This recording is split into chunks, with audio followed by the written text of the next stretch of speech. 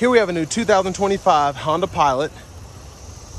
This one comes in the sport trim level in crystal black pearl. We have black cloth interior. And for the powertrain, we get a 285 horsepower, 3.5 liter V6, made it to a 10-speed automatic transmission. We do have all-wheel drive as well.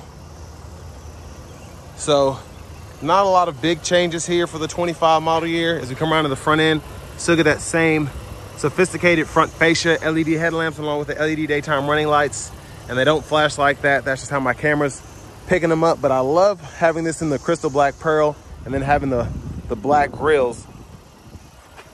Now down here, these are going to be 20-inch alloy wheels. Nice design there for the sport. We get passive keyless entry on the front doors. And then over here, we have one-touch automatic up and down windows on all 4 doors, rear window lock, power door lock controls, power mirror controls, and we do have blind spot monitors in those side mirrors. Traction control toggle. And then for the hood release,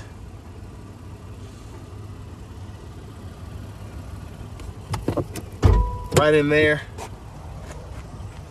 And here's our power driver seat. We get 2-way power lumbar support. So even though it's a cloth seat, so far it's been pretty comfortable for me. I have the seat up front adjusted for someone of my size, being 6'3" with longer legs. So we're gonna check out this rear space here. But as we're doing that, a big thank you to Darrell Waltrip Honda for allowing me to review this Pilot today. I'll leave a link below in the description. And then if you're trying to find a Honda Pilot closer to your area, make sure you check out the link below, and I can hook you up with local dealers, make sure they're getting you the best price possible. The seat back pockets are on both sides. I'm gonna roll this window down so we can get some light in. We get 2 USB-C charge ports, rear AC vents are there. There's a view of the front from back here. And there's a look at the third row. So we have seating configurations for up to 8 passengers if we so choose. And then we can also turn this into a center console if we want to. So I like that capability there. And then of course we have the option to take the seat out if we so choose.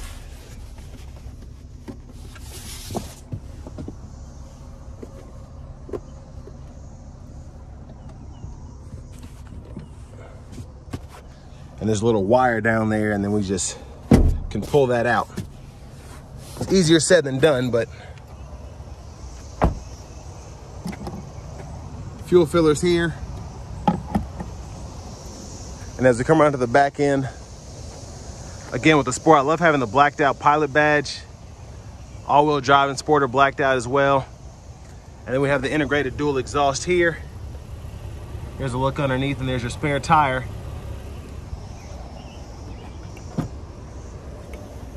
And a manual lift gate. Little storage underneath here. It's actually pretty good pocket size in my opinion.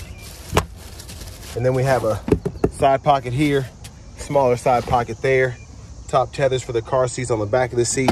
We can pull this here, fold it flat, and you can see the difference between the third row seat being reclined back as opposed to being folded down. And then of course we can kind of adjust it a little bit too. So I can have it right there instead of all the way back. So plenty of ways to configure it. And then we have the bottle holders in the third row as well. But if you want to maximize space to the fullest, you can also fold down the second row here, and it'll fold flat when the seats up front are up far enough. And you can have all of that additional space.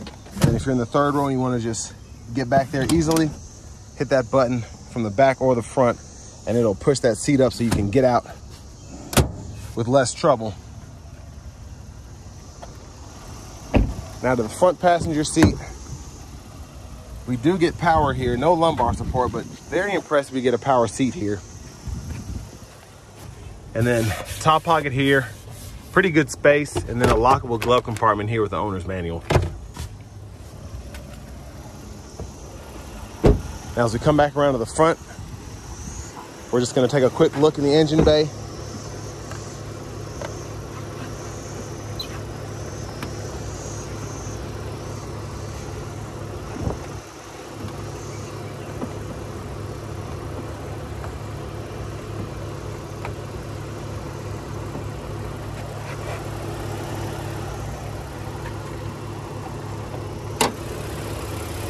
And there's that 3.5 liter V6.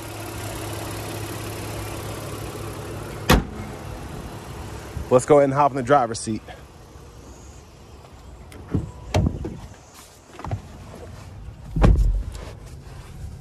So a nice leather wrap steering wheel here. I like the shape of it. I like the orange stitching throughout. There's a horn sound there. And then over here to the radio, we get AM, FM, and then we also have Bluetooth audio. And then we have Apple CarPlay and Android Auto compatibility. So pretty easy to connect all of that. You have your menu settings in here if you want to go through those. Change your language. Volume knob, click there, turn the audio off. And then you have a little tune knob there.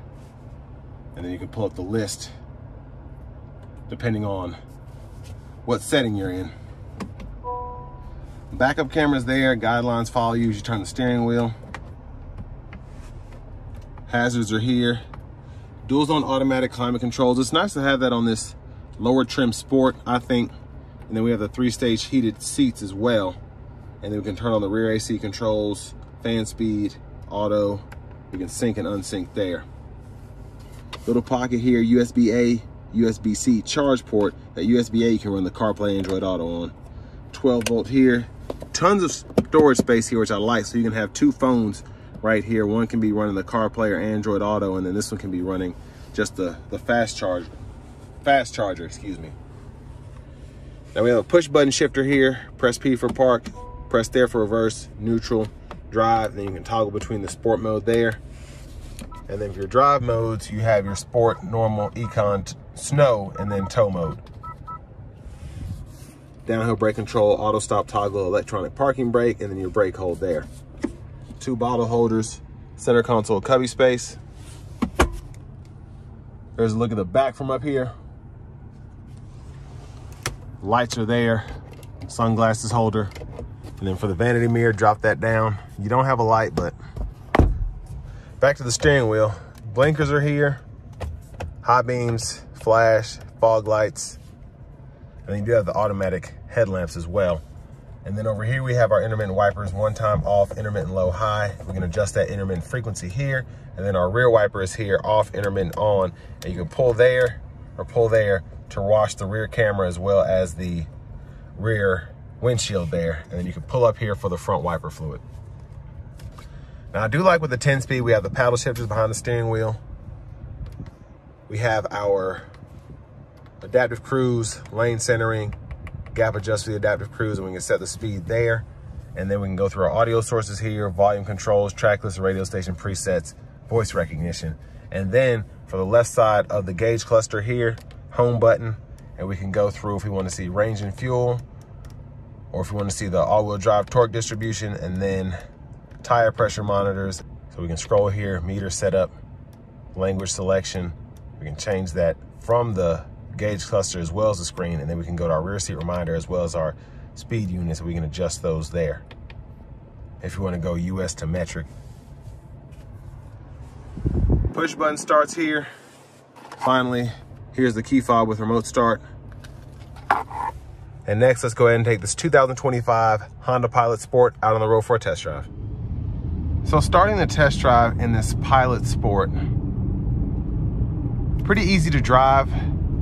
Now, it's not the most fuel efficient Pilot, or I should say it's not the most fuel efficient SUV out here, but for what you get, you don't have any turbos to deal with. If that's an issue for you, you get a 10-speed automatic transmission, paddle shifters. It really is a pretty good overall package. And you're still getting 19 miles per gallon city, 25 highway. And with the 10-speed, the highway fuel economy is where this thing really shines. But 19 city is not bad for a pretty spacious 3-row SUV in my opinion. But this does have pretty good power for what it is. Just coming out of a line, coming out of the stoplight there, excuse me, had plenty of peppiness even though I'm only in the normal drive mode. And in sport, that just gets a bit more animated. So this can be quick, definitely. But then you also have the option to go into the econ drive mode as well, which specifically for the highway will keep you from shifting as much and keep the revs of the engine lower.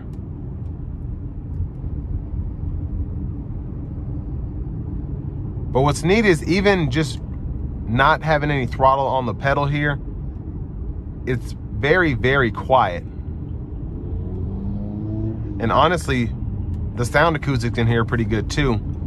As I passed that vehicle that had a loud exhaust on it, wasn't intrusive at all.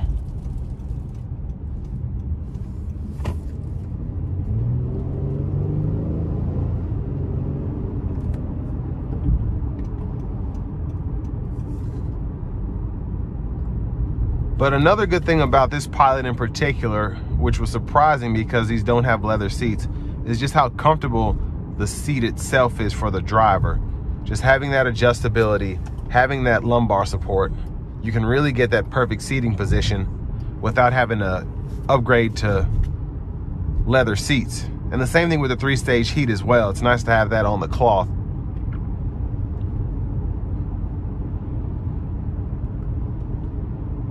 But I like the driving feel of the Pilots because I feel it seems a bit top heavy, but it doesn't drive as top heavy as you would think it does. And the overall steering, especially just being able to change drive modes and not have it really affect how easy the vehicle is to drive. The steering is just right, not overly loose, but not super tight either. And then it's also nice to just have that all-wheel drive capability when you need it. Now the Econ drive mode is very, very efficient for city driving. Just being able to accelerate cleanly without giving too much power.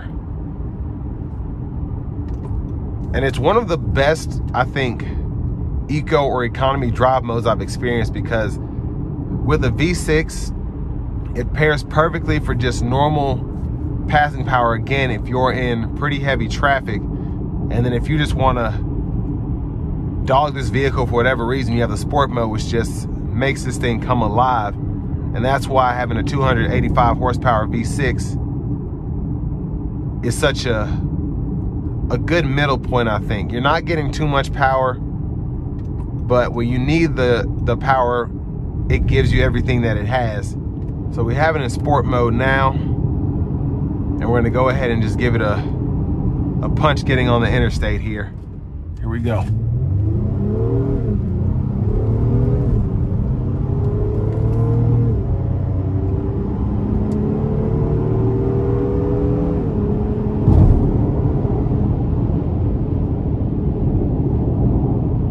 So very good get up and go in the sport mode. That was downright great. Gonna put in the Econ mode now. We're gonna try out the adaptive cruise with the lane centering. So pretty good system here. And it's not meant to be a self-driving assistance like your Super Cruise from GM or Tesla's Autopilot or anything like that. But it is a very good system for that. So very impressed there. But all in all, I think a pretty good vehicle for the money, especially where 3-row SUVs are concerned. I feel like you get just enough power, decent fuel economy, and it's just a downright good vehicle for, I think if you want a well-rounded SUV, whether you want to tow, have all-wheel drive capability, whatever. But I want to give one more thank you to Darrell Waltrip Honda for allowing me to borrow this vehicle today. I'll leave a link below in the description. And if you're interested in getting one of these in your area, make sure you check out the link below. It takes a minute or two, fill out the info, and we'll get the dealers in your area fighting to give you that best price. But good SUV here, good solid SUV. And this will bring me to the end of my review of this 2025 Honda Pilot Sport.